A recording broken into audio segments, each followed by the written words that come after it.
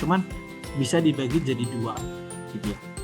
Kita bisa melihat dia fluid mechanics, kita juga bisa melihat dia solid mechanics.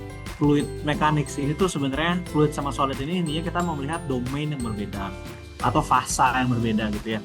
Jadi kita melihat, oke, kita mau memahami interaksi antara benda itu mekanika, kemudian kita mau melihat interaksi antara benda-benda kontinu itu continue mechanics atau mekanika kontinu. Kemudian domainnya itu ada dua, ada fluida atau fluid mechanics sama ada benda-benda solid atau solid mechanics. Oke, nah kalau fluida itu benda-benda yang kurang lebih benda-benda yang bisa mengalir ya. Jadi kayak stress analysis ya. Stress analysis ini adalah kayak ini ya. Ini tuh sebenarnya kayak proses namanya analisis, yaitu merupakan metode analisis intinya gitu. Jadi kita tuh kayak kita dalam mekanika solid kita melakukan yang namanya analisis tegangan atau stress analysis.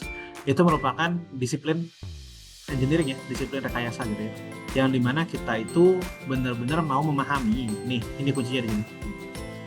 Kekuatan, kemampuan atau kegagalan dari desain sebuah struktur. Jadi kalian itu kan pasti punya struktur, punya benda, punya gedung, punya jembatan, punya mobil, punya casing HP gitu ya. Itu kan didesain untuk melakukan sebuah operasi tertentu ya.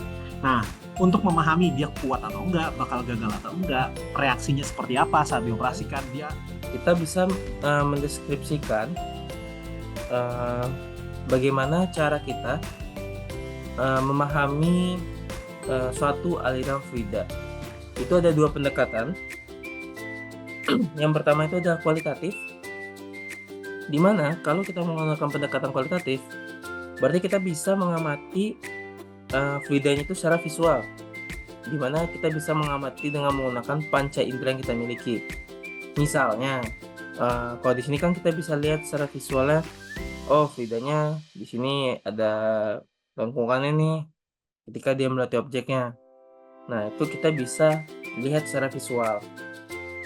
Nah, kemudian dari hasil visual ini, kita bisa melakukan pengecekan dengan cara melakukan tracking dari aliran fluidanya itu dengan menggunakan pendekatan seperti streamline, particle tracks, atau vector plot.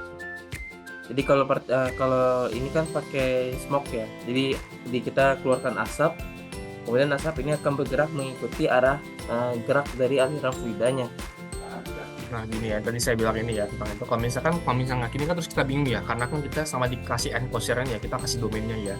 Nah kalau mau lihat objeknya, pakai ini insert tipping plane, kita nyalain, kita bisa ngeliat nanti ke dalamnya. Nah ini adalah si pesawat kita. So kita mau kita teliti, ini adalah dia. Nah kalau udah ini kita bikin local sizing, kita akan nyalain ya. Kita klik yes. Nah biasanya kita mau pakai apa? Kita di rodanya, misalnya kita mau di rodanya. Terus contohnya kita defaultnya segini, kita pengen lebih kecil aja nih contohnya gitu, yang kita misalnya di 0.03. Kalau udah kita klik add local sizing. Nah dia berapa ukurannya segini nih. Kita pengen kecilin lagi, misal 0,1. Nah segitu 0,1 kecil nih misalnya, oh ya udah 0,2 deh. Nah segitu. Oke, misalnya kita add local sizing. Nah, dia udah kesimpulan di sini akan muncul nih face size-nya. Nah, tadi kan kita baru face size untuk si rodanya ini doang gitu, misalnya ya. Nah, selanjutnya kita pengen kasih body of influence. Nah, body of influence itu apa sih? Body of influence itu kita adalah untuk parametrik untuk mesh kita secara lebih detail. Kita ngatur, istilah kita ngasih tahu ke si meshernya kayak, gue mau ukuran di dalam box gue segini nih. Nah, apa sih bedanya? Kenapa nggak bisa kita atur? Kadang kita tuh bisa untuk mengatur bagian sebuah volume tertentu di dekat sebuah di mana pada kesempatan proyek kali ini kami mengambil judul Vortex Generator to Reduce Emission.